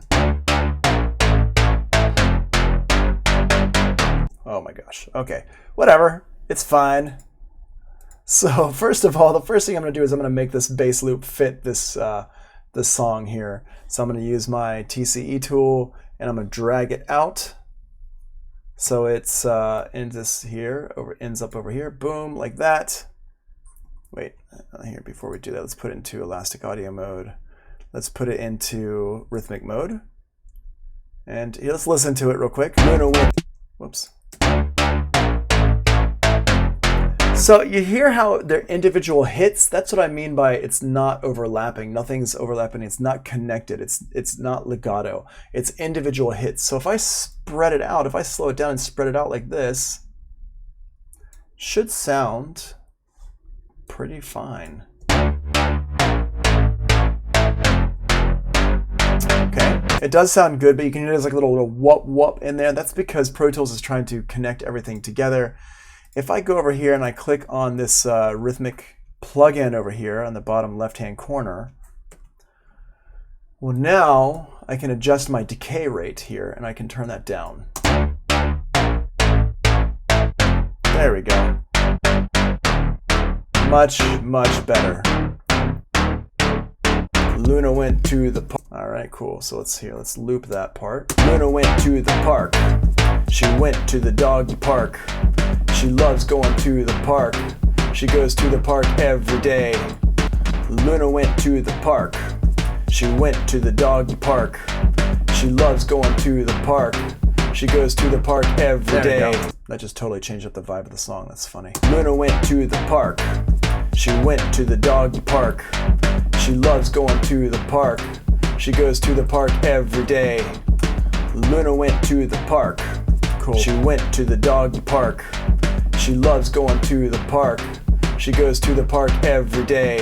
Okay, so let's see what that piano line sounds like with the bass line here, and see if we can make those fit up using elastic audio. Oh, that's not going to sound good at all. There's no way that's ever going to sound good, but let's just see if we can make it at least a little bit closer. So this piano part is in C, the bass is in D. Euro disco rap. Yeah, about dogs. So I'm going to right click on this and change this to the key of D. Now I don't know if it's in C major or minor. I'm really bad at hearing that kind of stuff. But what I'm going to do is I'm just going to put up 2 semitones because C to D is 2 semitones. Now, yeah, it's probably piano. It's like C major. So it's never going to work. I'm just going to go ahead and cut our losses there and just... Luna went to the park. She went to the doggy park. She loves going to the park. All right, so now let's say, you know, that sounds pretty good. Tony, we love it. It's like a hit. It's amazing. So let's go over ahead and change the tempo, though, and say, you know what, it'd be more amazing if it was a little bit faster. So I'm going to go ahead and just make sure everything is in Tix mode, which is all in... Oop, this one is not in Tix mode down here, the vocal. So I'm going to put this into Tix mode. And the bass also needs to be Tix mode. And what I'm going to do is I'm going to go ahead and change the tempo here to 115. And now let's play it. Luna went to the park. She went to the doggy park. She loves going to the park. She goes to the park every day. Luna went to the park. She went to the doggy park. She loves going to the park. She goes to the park every day. Cool. Luna went to the park. She went to the doggy park. She loves going... Awesome. Okay, great. That sounds really good. Let's go ahead and Yeah, it sounds fine there. Let's put a little filter on this as well. Give it a little bit of something, something. We'll use the vintage filter here. There we go. Give a little bit of a poke right there. 2021, yep. I'm heading there. I'm actually not going to Colombia. I'm actually going to Ibiza to play my song for them. I'm going to be up on stage with Tiesto. All right, so what are we doing? Okay, so let me just show you something else here. You see how these audio tracks, when I brought the audio in, it was immediately set for Tce mode or samples mode. Well, what if I wanted to have it so every audio part came in, it was set for Tce mode? Remember that? We talked about that. Preferences, new tracks default to Tce Timebase. But what if I also want it so every new track I make comes in and it's already set to Elastic Audio? So I can go over to Processing, and under Elastic Audio, enable Elastic Audio on new tracks. And you definitely want to set that up. Again, if you are producing with Pro Tools, these are two settings that you really want to have. You really want to have these two settings set up. And it does talk about that in the notes right back here under Track Timebase. Elastic Audio, enable Elastic Audio on new tracks, and then also tracks, new tracks default to Tce Timebase. You want both of those options to be turned on if you are if you're producing with it. All right, so cool. Let's see. Let's go back over here to our Elastic Audio. We're not going to talk about Beat Detective because it's like Beat Detective is like a whole nother layer of intense. Basically, with Beat Detective, it's awesome, but it's really, really tricky to use. And it's in here in the notes. We could talk about it maybe we could talk about it tomorrow or something. We can have like a little, even though we're going to be at school, maybe I can talk about Beats Mode or Beat Detective tomorrow or next week or something like that. Maybe it's something we can come back to, but today it's like enough for Elastic Audio. So let's see here. Okay, so Rhythmic Mode has disconnected audio, which is that bass line that I brought in here. Monophonic, supposedly good for non-chord instruments, but Tony doesn't like it. I don't like it. I'm not a fan of monophonic. I never use monophonic stuff, monophonic setting.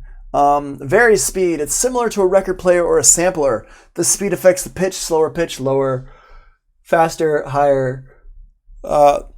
Try this as a special effect or on drum beats. And then Polyphonic sounds the best. It is the most processor intensive, but it's the best all around. And it's just kind of like reiterating what this one said over here. It's the best one. It sounds the best, but it's the most processor intensive. So just be aware that if you're using a lot of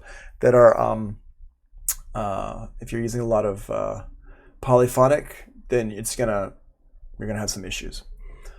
Vary speed is the least processor intensive. It sounds the least natural. The key of the sample will change. Don't use it for pitched audio. So for example, if we go over here to my bass line and we put this into, right now it's in rhythmic mode. If we put it into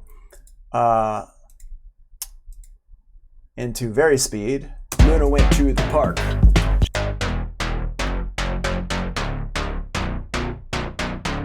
It sounds fine, but it's a different pitch compared to rhythmic mode.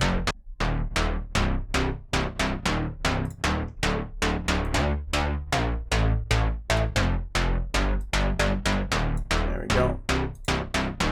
All right, that sounds much better. There's a rhythm in here I'm not a huge fan of. Hold on, let's see. Go in here to our warp mode.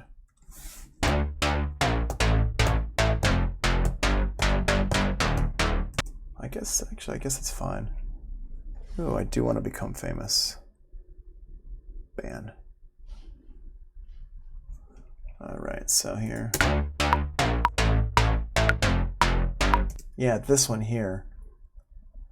Bum, bum, bum, bum, bum, bum, bum. That one here. I don't want that to be normal. I don't want that to be this weird rhythm that they've got here. So I'm going to just lock these into place. I'm going to move this one back like that. Put that one there.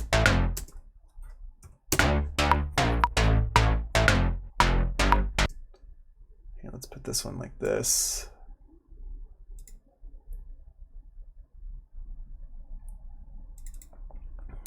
Move these around. Let's see.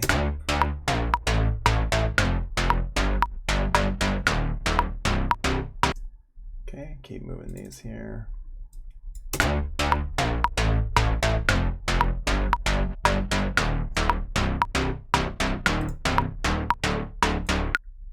Cool. All right, that sounds better. I like that one a little bit better. It's a little bit more normal, I know, but it was like bugging me before.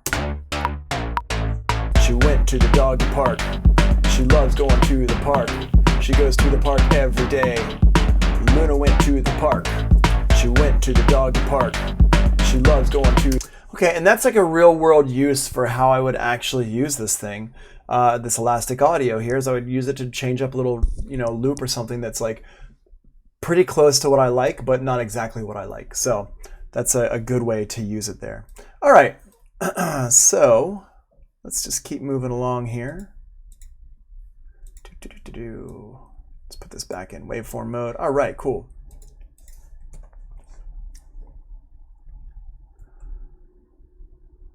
Okay, so finally, let's go back and talk about this TCE tool. Now, TCE tool, it stands for time compression expansion, and it's right over here under this one here, TCE tool. It's under the trim tool. And TCE tool is kind of like the old school elastic audio. You put this in here, and now I can adjust the whole entire clip. I could move it like this, and everything that's inside that clip is going to be changed as well. So if I move it out like this, it's going to be half the time. Let's go ahead and mute my vocal.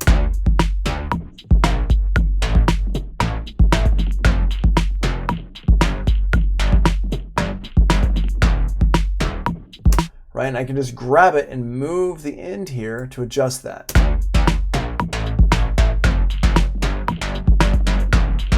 Which makes life so much easier.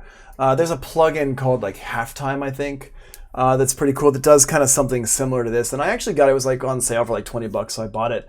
And I was just like, oh, that just does what I do with like elastic audio and warp anyway. So I didn't really end up using it, although it is a little bit more, there's more to it than that. But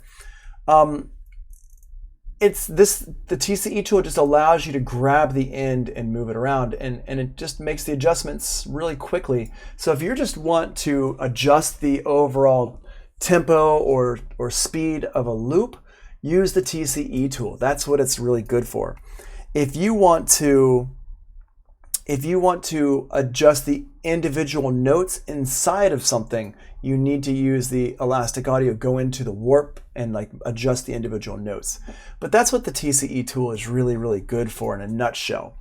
So now you can use the TCE tool without elastic audio. The big difference is it does the same thing, but the big difference is that it actually makes a new audio file. So for example, if I've got my bass line like this, I'm going to go ahead and take this out of elastic audio. Watch what happens. I'm going to turn off my elastic audio. It's going to say, hey, elastic audio clips cannot be maintained when disabling elastic audio processing on the track. Do you want to commit the warped audio clips to disk or revert clips to their original length? This will affect all playlists associated with this track.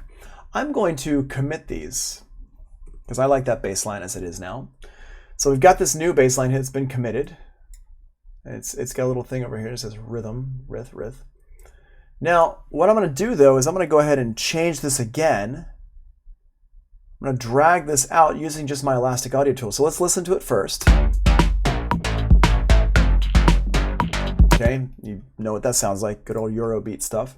I'm going to drag it out so it's half the time, and now let's listen to it. You notice how suddenly different that sounds and how bad it sounds compared to my elastic audio, what I had before? Well, the reason why is because elastic audio and TCE without elastic audio are using two different algorithms. And when I say algorithm, what I mean is the math that is used behind the scenes to make the changes. That's what the algorithm is. So, and you hear, science fiction movies talk about algorithms and stuff, and really what they're talking about, the math of something. So in this case here, elastic audio has the algorithm, which is essentially the setting here, what they call the plugin. So if I click on this, this is changing the algorithm. It's changing what the math is behind that setting. Well, we can change the algorithm for our TCE tool as well. It's a little bit buried. But to change that algorithm, go here to Setup, Preferences, Processing in here, and see it says TCE. So we can go in here, we can change this to Avid Time Shift or Avid TCE. We just leave it on Time Shift here. And now we've got this in here like this. So we've got these different ones. So I'm going to go in here, I'm going to use, let's use Bass Monophonic and see what happens. Hit OK. And now stretch it out and just see what it sounds like. Meh. Very meh. So I'm going to go back in here and I'm going to change this again. And the more you do this, the more you kind of like experiment with this stuff, the more you'll find what works really well, what doesn't work so much. Let's try Beat Detector and stretch that out. And the reason why it sounds so weird is because we're attempting to stretch it out a lot. We're stretching it out like double, right? So it's like 200%.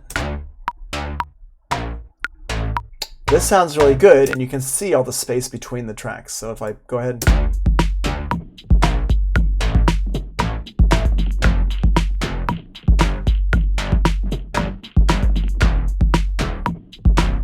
right? The reason why this one sounds so good is because it's using Beat Detector, which is kind of like Beat Detective.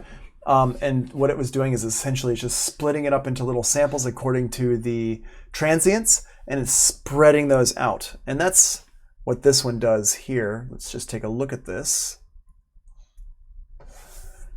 This is what Rhythmic Mode essentially does. It cuts it up, the audio according to transients, and treats each part as a separate sample. So every little hit becomes its own little sample box, and it just takes those sample boxes and spreads them out. So let me undo this again, and let's go back up here and change the setup here. Preferences, Beat Detector. Let's go to Drums Rhythmic and see what this does. And it should do something similar. Let's stretch it out. Boom. You can see it's a little bit different. It's trying to kind of keep the sustain, which is not really what we want. So I think the best one for this bass line really was the one we just did, the Beat Detector one. Yeah, I don't think anything else in here is going to work really well. When in doubt, if you ever are doubting about this and you don't really want to take the time to kind of mess around with it and see, then just use Stereo Mix Default. That's the best one in general. But if you do experiment with these and you kind of get a feel for how they all work, then you can use a bunch of these. Like you could use them correctly and switch it and know that it's probably going to work correctly. So in our case, the Beat Detector was the best one for this bass line. Now, a couple things that's happening here with this TCE tool. It actually made a new audio file. So if I click over here, we can see it's got a new audio file here, and this one's called Time Shift 2. And that's so it made a new audio file on my computer, and that's just something you have to be aware of, that if you're using TCE, it is going to make a new audio file on your computer. These days, I would probably just use Elastic Audio with the TCE tool and not actually make a new audio file on my computer. The good part about making this new audio file, though, is that if it sounds good, just use it, because it's not actually going to be adding any processor power to your computer's workload. So if you are doing this to a lot of different tracks and you really kind of know what you're doing with it, it can help save on processor power. It can help you so it's not so heavy on your computer. But it does take a while to get used to it. The reason why I'm so good with TCE and why I understand about TCE so much was because I've been using Pro Tools since 1999, and Elastic Audio wasn't even a thing, like I said, until like 2008 or 2009 is when they finally got Elastic Audio into Pro Tools. So I had to use this TCE tool for a lot of stuff. I think the TCE tool came into the Pro Tools home version around 2000 or 2001. And so I used it for a long time, this Tce tool, and it's what you had to use it because it was the only option. It was like the old school elastic audio before Pro Tools had elastic audio. So just, I just wanted to show you all this kind of stuff and kind of give you a deep dive into this here. Let's just cover these notes, the rest of the notes here for the Tce tool, and then we can talk about it in Zoom when we come back after the break. Let's see here, Tce tool. It's like the old version of elastic audio or warp or flex time or whatever. It adjusts the timing without affecting the pitch. It is useful for adjusting the overall tempo of loops, but it is really bad for correcting timing within loops. You could kind of do it, but don't. It's also useful for elongating or shortening specific sounds such as cymbals or explosions or like booms or something like that. If you have just like a certain sound that you just want to make it a little bit longer, the Tce tool is great for that. It is essentially an Audio Suite plugin that you're using as a tool. We haven't discussed Audio Suite plugins yet. We're going to talk about those a little bit later. But essentially, Audio Suite plugins, they change the clip, they make a new audio file on your computer, and that's what this is doing as well. So when you use it, it creates a new audio file with the Tce tag at the end of the name, or in this case, time shift or something like that. So yeah, you can see vocal.wave. If I take something and stretch it out with Tce, vocal time shift 01.wave. You can change the Tce algorithm depending on what type of audio you are working with, vocal, full track, drums, bass, etc. And that's in Setup Preferences, Processing, Tce. My suggested setup is Avid Time Shift with Stereo Mix Default. Some factors that determine how well Tce sounds is which direction you're adjusting the audio. If you are stretching it, it's going to sound worse. If you're compressing it, it's going to sound better or fine. What kind of audio you have. Separated sounds are easier to deal with than overlapping sounds, and the other algorithm you choose is important. Please experiment and try new things out. So just let's go back and unpack that a little bit. If I have this bass line here, let's go back and go to this bass line. Let me change my algorithm to my Stereo Mix Default, which is the one I recommended here for just general use. And I take this bass line, let's go ahead and solo this out, and I stretch it like this. Let's listen to it. Absolute garbage. Absolute garbage. Sounds horrible, right? But if I make it faster, so, I mean, it's fast, it sounds weird, but it sounds okay, actually. The notes themselves don't sound super bad. Let's stretch a little bit, compress it a little bit less.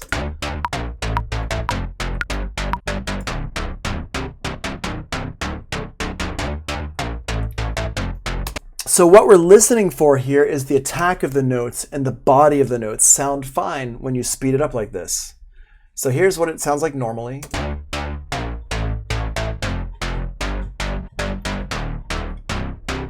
Actually, this is not normal. It's the normal tempo is actually 124, so this is even slowed down. But it sounds fine. But let's go ahead and slow it down even more. Because it's trying to stretch out the body of the note, and it has to do a lot of work to do that, to like extrapolate and kind of figure out what the audio is, it doesn't sound nearly as good. So keep in mind, when you're stretching it out to make it longer, it's going to sound worse. When you're compressing it, it's going to sound fine. And the reason why is because when you're stretching it, the computer actually has to fill in those gaps. When you're compressing it, the computer's just taking out information. It's just like, if it's cold outside and you wear too many clothes, or if it's warm outside but you put on too many clothes thinking it's cold outside, you can always take clothes off. It's really easy. But if you go outside in a t-shirt and it's like 50 degrees, you're going to be like, wow, I'm cold, unless you're Carl from the extreme northern regions of the planet, and you'll be like, I'm fine. But if you're a normal human like me from Florida, I don't know if normal's the right word, from Florida. If I'm from Florida, then I'm definitely not normal.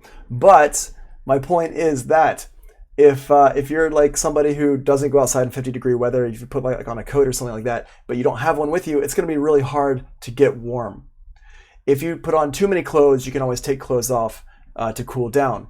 Same thing with this. If you're stretching stuff out, then you're basically essentially having to put more clothes onto it. And if you don't have any extra clothes, you're, whatever. But if you're compressing it, it's like, oh, I can just take things off and I'll be fine. Rondell says, does the sample rate affect stretching audio like that? I don't know the exact answer to that. I'm going to say it does not. Because, I guess if you're using a higher sample rate, you're still stretching things out, right? You're still having to stretch it. Even though you're using a higher sample rate, you're still elongating that audio, no matter what sample rate it's at. So you're still the computer's still having to add stuff into it. If you're compressing it, it's taking stuff out. So I don't think that the sample rate's going to really affect anything. Because if you were taking a sample rate of like 88.1, 88K, and sticking it into a file that's 44.1, then it will sound, it still actually does sound a little bit better. It's going to improve the sound a little bit because you're having too much stuff. It can take stuff out and it can just fit it in. But if you took 44.1 and put it into a session that's at 88.1 or 88.2 rather, then it's not going to sound bad, but it's not going to sound like you recorded 88.2 because it doesn't have all the extra bits to put in there. So I think in your question, it would be more like if you're actually moving from one sample rate and converting it to a different sample rate. In this case, we're not converting it to a different sample rate. We're actually we're stretching the wave of the audio in. So I don't think it would really matter. If I'm in 88.2 and I'm in another session that's 88.2 and I'm just staying in 88.2 and I try doing all this stuff, it's not gonna make a difference. It's still gonna sound weird. Now, having said all of that,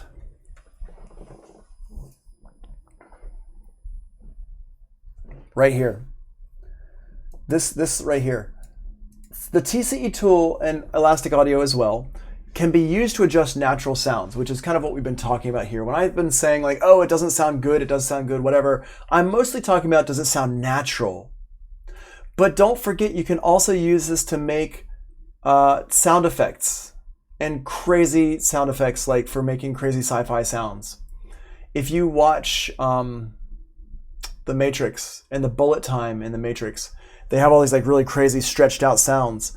They could have done that with the Tce Tool. I don't know if the Tce Tool existed in Pro Tools HD back then. Probably what they used was a program called C-Sound to do that, or maybe something similar. But that bullet time that they have in the original Matrix, and they stretch it, it's like when people are like falling apart and stuff like that. That's basically what you could do with this. So if I took this vocal here, let's take this vocal. Let's Luna went to the park. She went to the doggy park. Luna went to the park. Okay, so let's take this and stretch this out and make it double. And we're going to use for this, here what I'm going to do is I'm going to take the Elastic Audio off and I'm going to commit it so it's the right timing here. Okay, so now it's no Elastic Audio. And I'm going to use TCE, and let's use a really like one that I don't like. I know that I don't like it. For example, let's use bass mono polyphonic and hear what that, let's just try and see what that sounds like. And I'm going to go ahead and stretch it out quite a bit. Let's double it up, double the stretch. Hold on, wait. Let's put it into relative grid so it stays.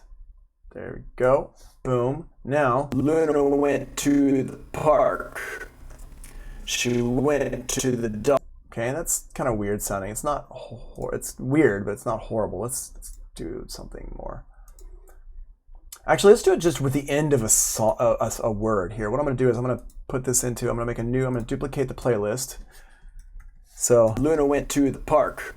She went to the doggy park. Okay, so let's just chop the end of that here. Loves going to the park. Went to the doggy park. Okay, so let's just grab the beginning here. Doggy park. Make this a bit bigger. Zoom in on this. Put that right there. Boop. There we go.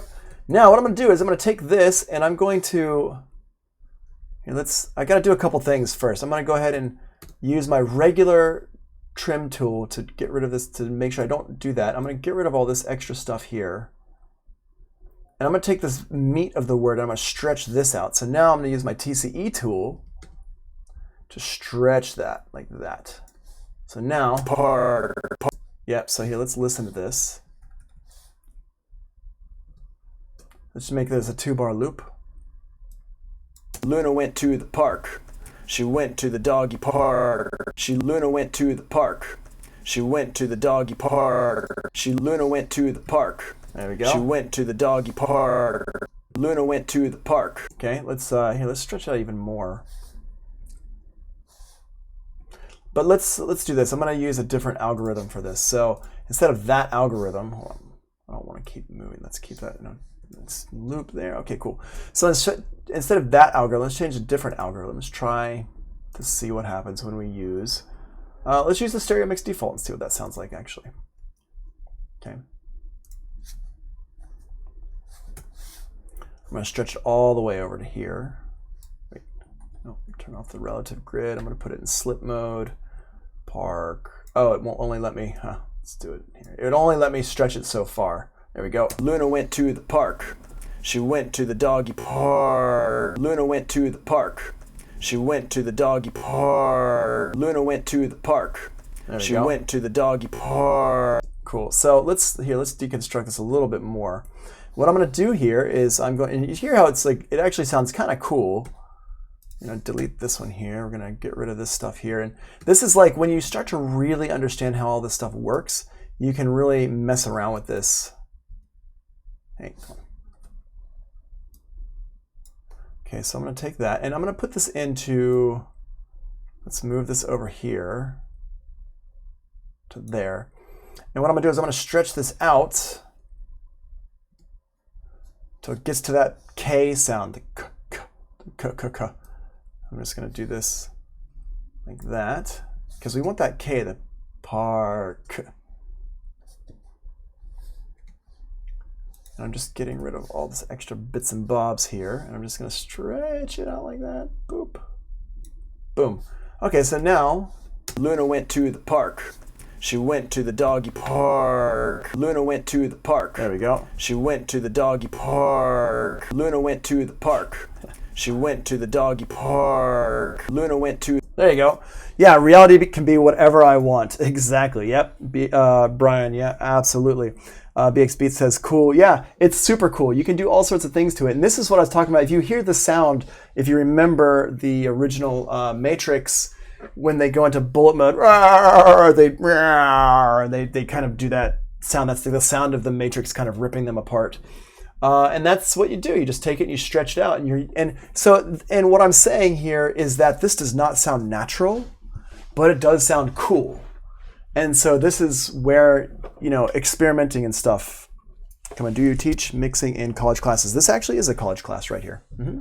Well, this is it's SAE, so it's a, institute. But yes, I have also taught at other college classes. Yep. So that's essentially what's going on here. It's I've kind of shown you a few things with Elastic Audio. The main brunt of today's lesson was on Elastic Audio. We've seen how to make Elastic Audio sound natural, how to use it for drums, how to use it for vocals, how to change individual things inside of clips, how to change the clips themselves. And now we've talked about how to use Elastic Audio to stretch sounds out to make them sound unnatural. Now, obviously, I haven't spent a lot of time on this one because I think most people, unless you are doing sound design for movies and stuff like that, you do want to have your sounds being more natural. But I just wanted to show you this because I don't want you to forget there's a whole world of sounds out there. As Brian Religion Limited says, in the words of Thanos, reality can be whatever I want. And it's really true. And so you can do a lot of really cool stuff. And this is how people like, if y'all listen to techno, like Walker and Royce and those guys, they make some really weird sounds and stuff. As they're doing a lot of things like this, they're kind of like, they've really experimented a lot and